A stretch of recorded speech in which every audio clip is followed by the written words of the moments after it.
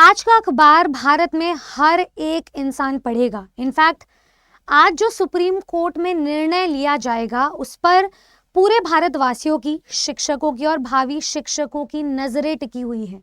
ऐसा इसीलिए क्योंकि आज जो रूल लागू होगा वो आने वाली नई शिक्षा नीति पर भी होगा और जो भी शिक्षा प्रशिक्षण का ढांचा है उस पर भी वो रूल लागू होगा। तो क्या है आखिरकार ये रूल? किस रूल की हम बात कर रहे हैं? किस निष्कर्ष की हम बात करने जा रहे हैं जो सुप्रीम कोर्ट आज लेने वाला है? यही तो जानते हैं। हेलो दोस्तों, आप सभी का स्वागत है आपके अपने परिवार टीचर्स अडाइन टीजीटी पीजीटीआर 24/7 पर। मेरा नाम निधि अरोरा है और यहाँ पर मैं बात करने जा रही हूँ सुप्रीम कोर्ट के द्वारा लिए जाने वाले एक ऐसे डिसीजन की जो कि संबंधित है टेट की अनिवार्यता को लेकर के और साथ ही साथ में जो अल्पसंख्यक विद्यालय हैं उनके अकॉर्डेंस में कंपल्सरी शिक्षा को लेकर के आरटी के तहत। लेकिन उससे पहले जो टेट की अनिवार्यता है उस पर थोड़ी सी बातचीत कर लेते हैं। सबसे पहले तो मैं बता देती हूँ कि जो सुप्रीम कोर्ट का फैसला है आज मंडे यानी कि सोमवार को आएगा, जिसमें वैसे तो ये जो जितने भी राज्य हैं उन्होंने अपनी याचिकाएं दर्ज की हुई है, लेकिन जो अंतिम फैसला होगा वो अंजुमन इशते तालीम ट्रस्ट वर्सेस उसके अगेंस्ट महाराष्ट्र सरकार की मुख्य याचिका पर सुनाया जाएगा। अब इसमें है क्या? सबसे पहले मैं आपको बता देती हूँ कि पिछली जो इनकी सुनवाई हुई थी वो 3 अप्रैल को हुई थी। अब इसको मैं थोड़ा आसान भाषा में आपको समझाना चाहूंगी। लास्ट हियरिंग इनकी 3 अप्रैल को हुई थी। हुआ ये था कि अप्रैल के बाद जून में मद्रास हाई कोर्ट से रिलेटेड ये जो गाइडलाइंस आई थी, जो लास्ट डिसीजन बनाया गया था, वर्डिक्ट दिया गया था, उस हियरिंग के अकॉर्डिंग यही माना गया है कि जितने भी अभ्यर्थी उच्च प्राथमिक शिक्षा के लिए डायरेक्ट रिक्रूटमेंट वाले एग्जाम्स देना चाहते हैं, उसके लिए अपियर होना चाहते हैं, उस पदोन्नति या फिर नियुक्ति के लिए उनका जो टेट का उच्च प्राथमिक स्तर है उसमें वो उत्तीर्ण होने चाहिए, यानी कि टेट पेपर 2 उनका पास होना चाहिए, चाहे वो सी टेट हो या फिर उनके स्टेट का टेट हो। अब साथ में ये भी बोला गया जितने भी प्राथमिक जो प्रधानाध्यापक हैं उनकी पदोन्नति के लिए उनका जो टेट पेपर 1 है वो उत्तीर्ण यानी कि क्वालिफाई होना चाहिए, जिसको चैलेंज किया तमिलनाडु की सरकार ने और इस पर फिर जो उत्तर प्रदेश सरकार है वो भी शामिल हुई, उनसे भी वो रिलेटेड मामला है। हुआ ये कि 2017 में दीपक शर्मा जी का एक मामला था जिसमें इलाहाबाद हाई कोर्ट के अकॉर्डिंग जो टेट की अनिवार्यता है उसे लागू कर दिया गया था, कंपल्सरी ठहरा दिया गया था। अब ये इस पर बहुत सारे वाद विवाद चलते रहे, इसलिए 31 जनवरी 2023 को ये जो भर्ती पर फैसला है इन वाद विवाद की वजह से उसे ठप कर दिया गया। उसके बाद ये बात कभी उठी ही नहीं। साथ ही साथ में उन्होंने ये ऐड भी किया है कि मैं आपको वापस से ले चलती हूँ इस न्यूज़ पर।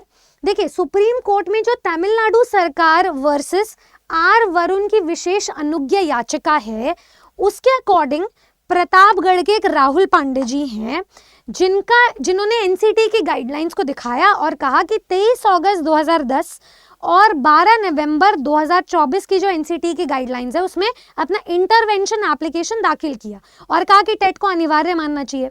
वही दूसरी तरफ एक सरोज देवी जी हैं जिनका ये मानना है कि मान लो एनसीटी की गाइडलाइंस ये कहती है कि इन्हें अनिवार्य ठहराया जाए, लेकिन जो 2010 की गाइडलाइन है या जो 2011 की गाइडलाइन है उससे पहले वाले जो अभ्यर्थी हैं उन्हें तो छूट दे दी जाए, उन्हें तो ढील दे दी जाए, तो उनके लिए टेट की अनिवार्यता को रद्द किया जाए, बर्खास्त किया जाए, उसे कंपल्सरी ना ठहराया जाए। तो इस पर ये जो वाद विवाद है ये चल रहा है। साथ ही साथ में मैं आपको ये भी बता देती हूँ कि राज्य सरकार की ओर से जो अधिवक्ता अंकित गोयल जी है उन्होंने भी स्थिति को स्पष्ट करने का आवेदन किया है। इन सभी मुद्दों में हमें एक चीज तो क्लियर दिख रही है कि हर राज्य का एक अपना अपना सेइंग है, अपना अपना वर्डिक्ट है। अब किस राज्य को तवज्जो ऊपर दिया जाएगा, किस राज्य की सुनकर या मेजॉरिटी को सुनकर इन डिसीजंस पर एक निष्कर्ष निकाला जाएगा, इसका फैसला तो आज पता चलेगा, लेकिन फैसला जानने से पहले मैं आपकी राय, आपका ओपिनियन ज़रूर जानना चाहती हूँ। जितने भी हमारे भावी शिक्षकगण हैं या जितने भी स्टूडेंट्स हैं जो आगे उत्तर प्रदेश में LT ग्रेड का एग्ज़ाम हो, चाहे GIC का एग्ज़ाम हो, चाहे वो राजस्थान में RPC ग्रेड 2 ग्रेड 1 की परीक्षाएं हो, DSSB में PGT की परीक्षाएं हो, KVS NVS EMRS DSSB में आने वाले जो नोटिफिकेशंस एक्सपेक्टेड हो, उन सब के तहत आप क्या चाहते हैं? क्या उच्च प्राथमिक स्तर पर टेट एग्जामिनेशन को कंपलसरी ठहराया जाना चाहिए या नहीं? क्योंकि जैसे हम उत्तर प्रदेश में देख पा रहे हैं, जो GIC LT ग्रेड जैसे पद हैं उन पर भर्तियां, उसमें कोई टेट को कंपलसरी नहीं ठहराया गया है और उस वजह से कंपटीशन भी हमें 10 गुना बढ़ता हुआ दिखाई दे रहा है। तो क्या आप कंपटीशन कम करने की वजह से इस नियमावली को स्पष्ट चाहते हो? क्योंकि NCT की गाइडलाइन ये कहती है, मान लो इन स्टूडेंट्स का सिलेक्शन हो भी गया जो टेट क्वालिफाइड नहीं है, क्या पता वो डॉक्यूमेंट वेरिफिकेशन में बाहर आ जाए, तो समय रहते जो आवेदन प्रक्रिया चल रही है उसके रहते हुए अगर एक नोटिफिकेशन को, नियमावली को स्पष्ट कर दिया जाए तो बेहतर रहेगा।